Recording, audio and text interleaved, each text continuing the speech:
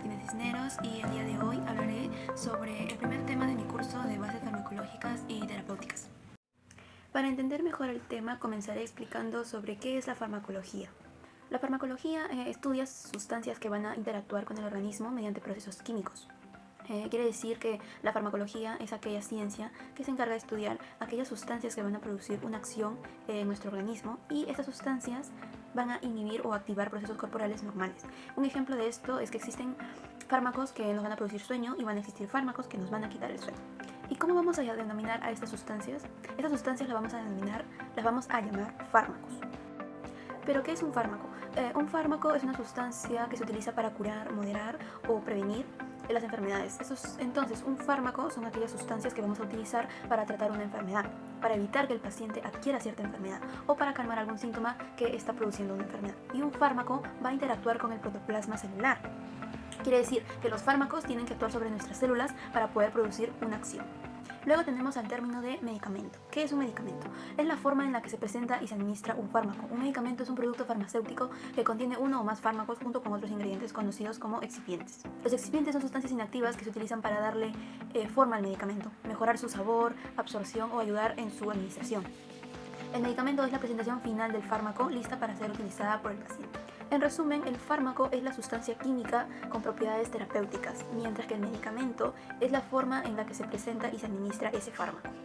¿Cuál es la definición de farmacocinética y farmacodinamia?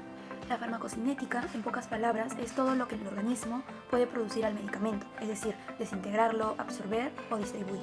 Mientras que la farmacodinamia es todo lo contrario, quiere decir todo lo que el medicamento puede producir al organismo, ya sea en cuestión bioquímica o fisiológica. Ya para finalizar con el tema, respondemos una pregunta muy importante. ¿Por qué es importante la farmacología para los fisioterapeutas? Porque nos permite comprender cómo los medicamentos afectan al cuerpo y también cómo pueden interactuar con los tratamientos fisioterapéuticos al paciente. Eso sería todo. Muchas gracias. Soy María Fernanda Zumbenburgo y en esta oportunidad les expondré sobre el tema de farmacocinética. Primero comencemos hablando sobre qué es la farmacocinética. Bueno, la farmacocinética es la rama de la farmacología que estudia los procesos a los que un fármaco es sometido a través de su paso por el organismo. Esto quiere decir que estudia lo que sucede con el fármaco, desde que es administrado hasta su eliminación total del cuerpo. ¿Y qué mecanismo de transporte tendrán los fármacos? Bueno, los medicamentos penetran las membranas celulares mediante dos tipos de transporte, ¿no? Los cuales son pasivo y especializado. El mecanismo de transporte pasivo comprende la difusión simple y la filtración. La difusión simple, aquí las moléculas difunden espontáneamente de una región de alta concentración a otra de baja concentración y no requiere energía. Y la filtración, por su parte, es un proceso que está a favor de la gradiente de concentración hidrostática. Por otro lado, el transporte especializado está dividido por el transporte activo, la difusión facilitada y la difusión vesicular. El transporte activo es un proceso que requiere de transportadores y un consumo de energía. Se caracteriza porque se realiza en contra de la gradiente de concentración. Esto quiere decir que el soluto viaja desde el sitio menos concentrado al más concentrado. La difusión facilitada, el soluto aquí es ayudado por una proteína transmembrana que lo lleva al interior de la célula. Las características de este sistema es que es reversible y saturable, es decir, transporta una cantidad determinada de soluto y no va en contra de una gradiente de concentración, así que no consume energía. Similar se parece a la difusión simple, así que solo requiere la presencia de proteínas transportadoras. La difusión vesicular ya es un proceso de englobamiento de partículas. Aquí se habla de pinocitos para líquidos y fagocitosis para sólidos. La endocitosis y exocitosis mueven materiales hacia dentro de las células o fuera de ellas. Posteriormente, la membrana ya forma una vesícula o vacuola que permitirá al fármaco atravesar la membrana.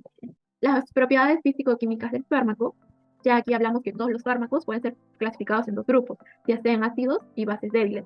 Estas están en solución en forma ionizada y no ionizada, dependiendo de su pH. Las moléculas no ionizadas, por su parte, son liposolubles y se difunden fácilmente a través de la membrana celular. Las moléculas ionizadas son hidrosolubles y existen dos grupos.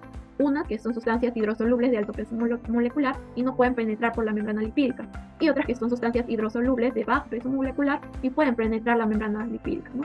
Aquí vamos a concentrarnos en los procesos farmacocinéticos, que es lo más importante de la farmacocinética, ¿no?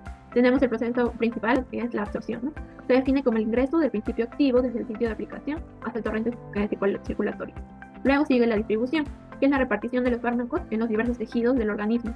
Después de pasar por la circulación general, pasando hacia la circulación en los diferentes tejidos del organismo, esto requiere de una velocidad de 15 a 20 minutos. Los fármacos en la circulación ya se unen aquí a las proteínas plasmáticas y este complejo farmacoproteína puede ser reversible. Luego sigue la biotransformación, el proceso mediante el cual los fármacos son alterados químicamente por los sistemas enzimáticos del organismo para producir moléculas más hidrosolubles y así eliminarlas eficientemente, ¿no? Esto se le conoce como la eliminación química o transformación metabólica de las drogas. La biotransformación se lleva a cabo en el hígado, en el riñón, en la vía gastrointestinal, en la piel, en el pulmón, en el plasma y en el cerebro. Y el último proceso es la eliminación. De aquí es el paso del fármaco desde tejidos periféricos o la circulación hacia el exterior, ¿no? A través de fluidos biológicos. Aquí hay que tener en cuenta que el riñón es el principal órgano de excreción, ¿no? Y es el responsable de eliminar las sustancias hidrosolubles. Pues ese sería todo mi pequeño resumen. Muchas gracias. Buenas tardes, profesora. Mi nombre es Elian y yo le voy a hablar sobre la farmacodinamia. La farmacodinamia son modificaciones biológicas que se presentan como consecuencias de la interacción del fármaco. También el estudio de los efectos bioquímicos, fisiológicos y los mecanismos de acción de los fármacos. Tenemos lo que es el receptor. Vendría a ser que son las macromoléculas, principalmente proteicas, y es el sitio de unión de un fármaco desde el cual ejerce su acción selectiva, donde vemos la unión covalente y la unión no covalente.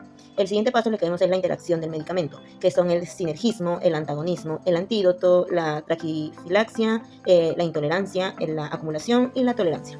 El siguiente paso que vemos es características de los fármacos, que vendría a ser la afinidad, potencia, actividad intrínseca, la eficacia. En el siguiente punto vemos lo que son indicaciones y contraindicaciones. En indicaciones vemos lo que se refiere a las patologías para las cuales el fármaco se puede emplear. Y las contraindicaciones es en estados patológicos o fisiológicos, los cuales no se debe de administrar el medicamento, pues corre el riesgo la vida del paciente. También vemos lo que son las precauciones, que son la selectividad, la reversibilidad, irreversibilidad, el umbral, el periodo de lactancia, la biodisponibilidad y la biofase. Eso sería todo. Muchas gracias.